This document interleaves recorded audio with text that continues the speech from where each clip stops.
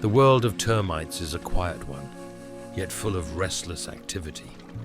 So much so that most people never realize that the number of termites on Earth far exceeds the number of humans. If we gathered the total body mass of all 7 billion people, it would weigh around 350 million tons. But the combined weight of all termites is closer to 445 million tons. The Earth is literally heavier with termites than with us. Humans usually see termites as nothing more than pests, destroyers of homes, enemies of property, threats to old buildings. But that is only a small fragment of a much bigger truth. Because termites are not just wood chewers, they are the main decomposers of the ecosystem, breaking down organic matter that no other creature can digest, turning it into fertile soil, the very foundation of life for forests and plants.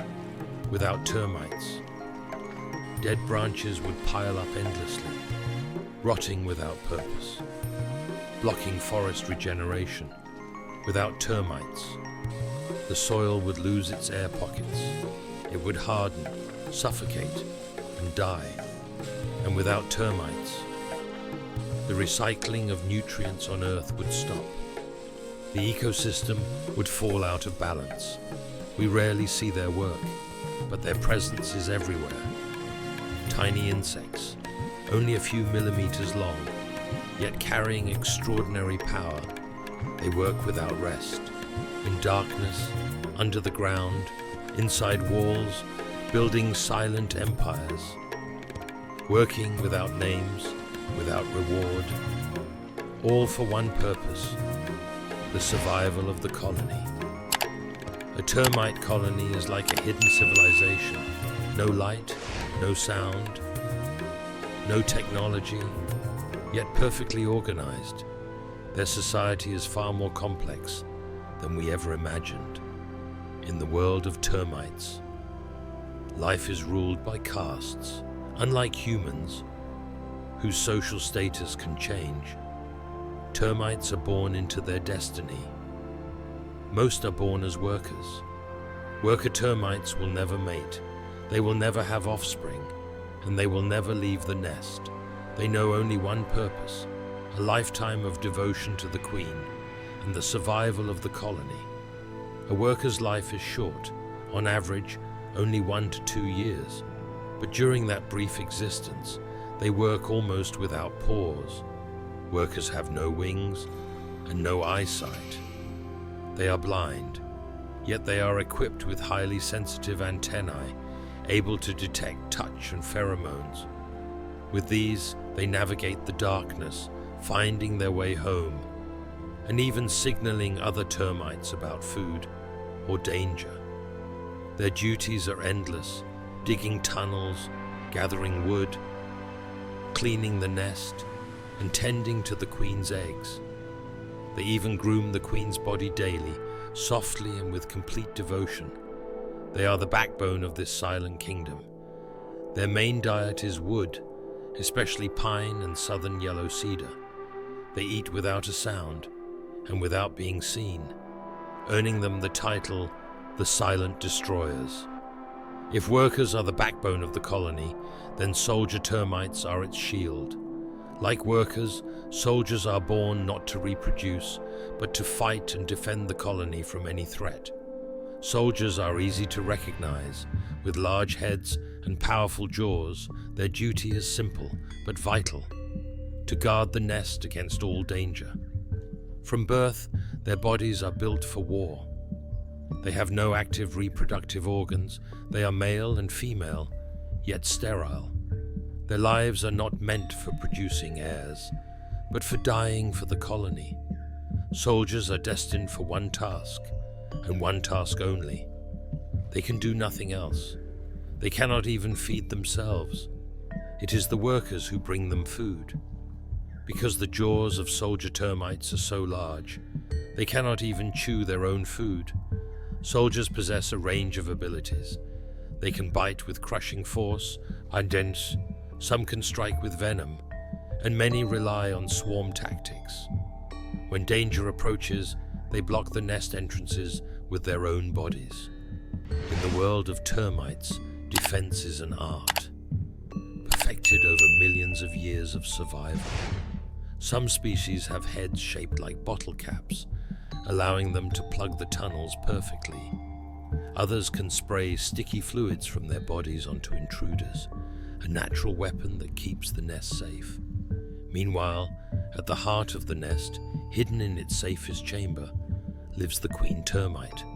Her body is swollen to several times the size of a normal termite. She cannot walk. She can barely move at all. And yet, she is the beating heart of the colony. The queen lays an egg every 15 seconds. Up to 30,000 eggs a day. She is a living engine of life, running without pause for decades, with a lifespan that can reach 50 years. In her secret guarded chamber, the queen is never alone. She is accompanied by the king termite, ever vigilant, always serving and protecting her. In the highest caste of termite society, monogamy reigns. King and queen mate once and remain together for life. The king is more than a mate. He is the queen's personal guardian, the only male in the colony not sterilized by its hormonal system. He is a king in the biological and social sense. Without throne or crown, just a tiny body filled with lifelong commitment. Beyond the king, queen, workers and soldiers, there exists another caste, the elates, also known as Laren. These are winged termites, the future kings and queens of new colonies. They are neither workers nor soldiers, but a reproductive caste with a single mission: to mate, lay eggs, and found new colonies. Elates usually emerge with the arrival of the rainy season. When the rain seeps into the earth, it triggers shifts in temperature and humidity, and the elates respond. They rise to the surface by the thousands, even millions, and take to the air, drawn almost obsessively to light. No one knows the exact reason, but scientists believe that light, especially white or yellow lamps, confuses their natural navigation system, which for thousands of years depended on the light of the moon and stars. When human lights take over the night sky, the elates lose their way, pulled into endless spirals around the artificial glow. For the elate caste, this flight is not just a ritual, it is their final struggle for survival, and their only chance to leave descendants, like moths drawn to a flame. Light is a fatal beauty, leading them to only two possibilities: eternal love or silent death. In this fleeting moment, each elate searches for a mate. But tragically, only around 10% will ever find one. The rest will meet their end, some crashing into walls, some falling to the ground, others taken by predators. And for those who survive, yet fail to find a partner, life becomes suffering. They can never return to their old nest. Their original colony will reject them, even kill them. There is no going back. The night they leave their nest, they face only two paths: mate or die in silence. But for the lucky few, those who find their mate in the frenzy of the night, a new life begins. A pair of male and female elates lands, walking side by side in thrilling silence. They shed their wings, a symbol that their flight has ended, and that they now belong to the earth. Guided purely by ancient instinct, they seek a dark, humid place. Dig a small chamber and begin the foundation of a new colony. There they will mate. The female slowly transforms, her body swells, her abdomen elongates, and she becomes a living machine of eggs, unlike a queen bee who can be replaced. The termite queen is irreplaceable. She is more than a symbol. She is the heart of the colony, the center of all activity and life. Beside her, the male becomes king. They live monogamously, devoted to one partner for life. From this union, thousands of eggs are laid. The first to hatch are the workers. They build the nest, gather food, and care for the queen. Once the colony is strong enough, the queen begins producing soldier eggs, arming her kingdom. When the colony is stable and thriving, she creates a new reproductive caste, future elates.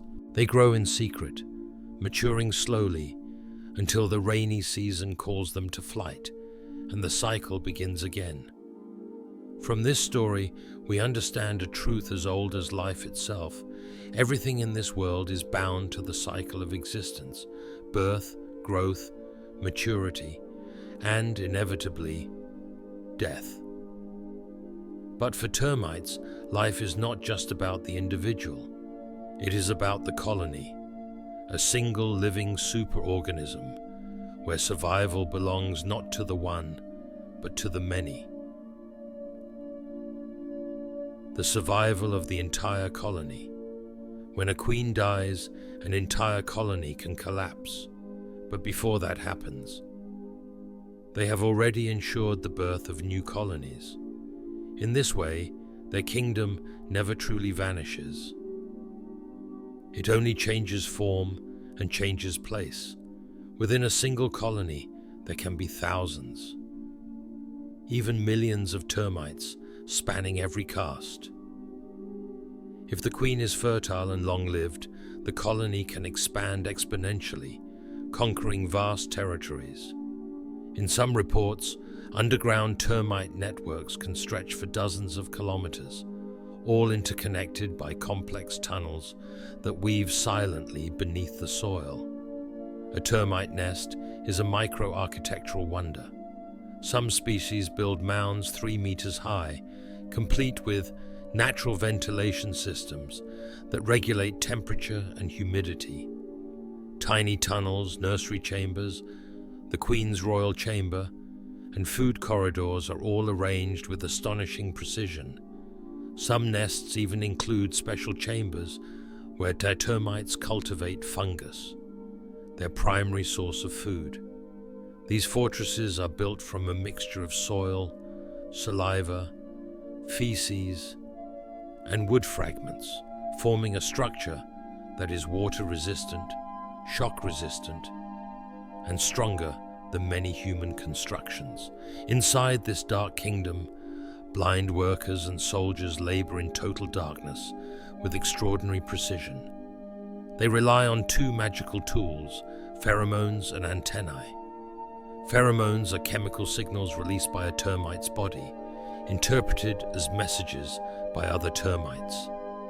They have different types of pheromones to warn of danger, to mark a food trail, to signal the queen's presence, or even to call for help. It is a complex and efficient chemical language.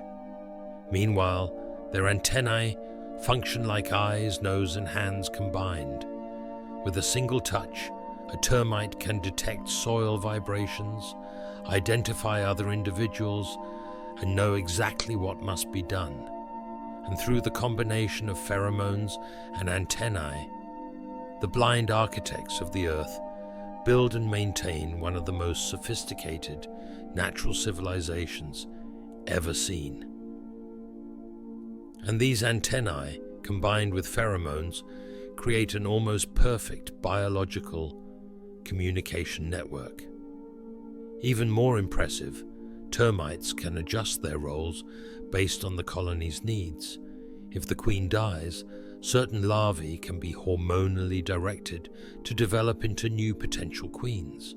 If the number of soldiers declines, the next eggs will be raised as soldiers. Even their tasks are divided by age.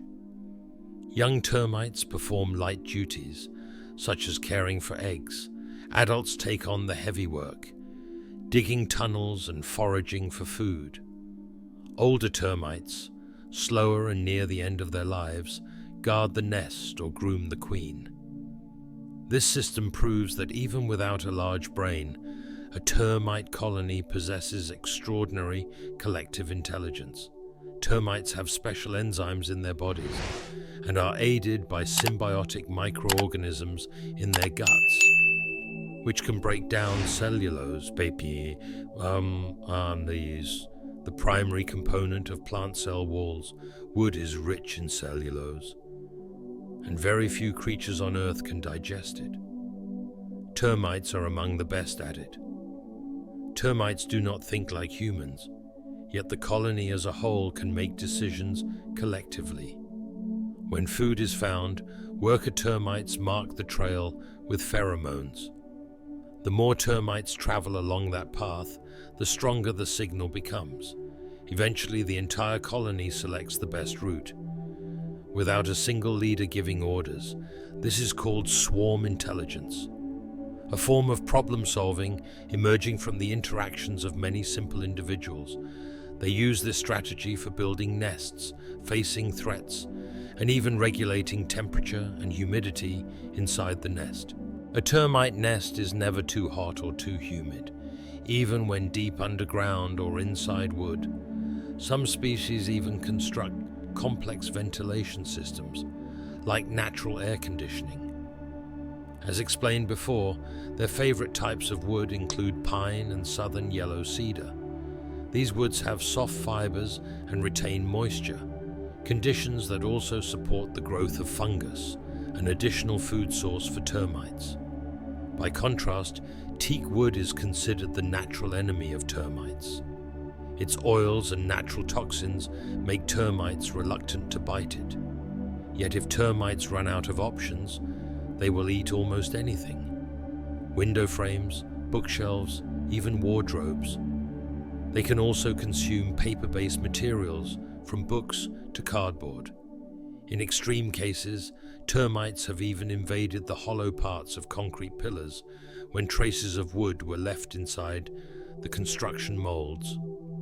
But termites are not only a threat. In the tropical forest, they are unsung heroes. Every day, millions of tons of dead branches, fallen leaves, and toppled trees would rot away. Without termites and other decomposers, forests would become buried under organic debris.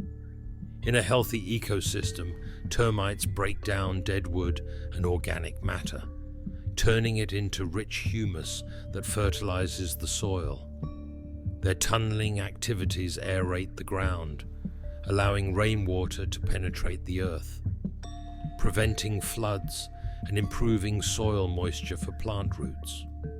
Their work also creates natural air channels underground, supporting microorganisms and improving the health of vegetation. In other words, while they are pests in our homes, termites are pillars of the natural world, ensuring soil fertility and nutrient recycling in the wild. Without them, tropical ecosystems would never be as rich as they are today. Even more surprising, not all termite species eat wood.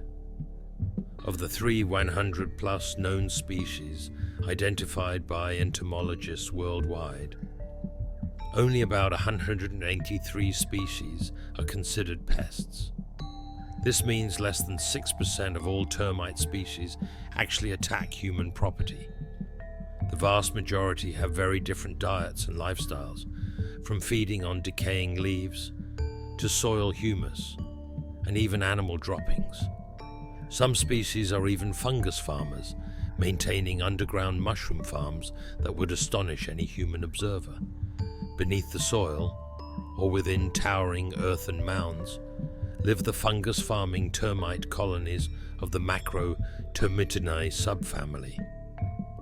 These termites are not direct wood eaters.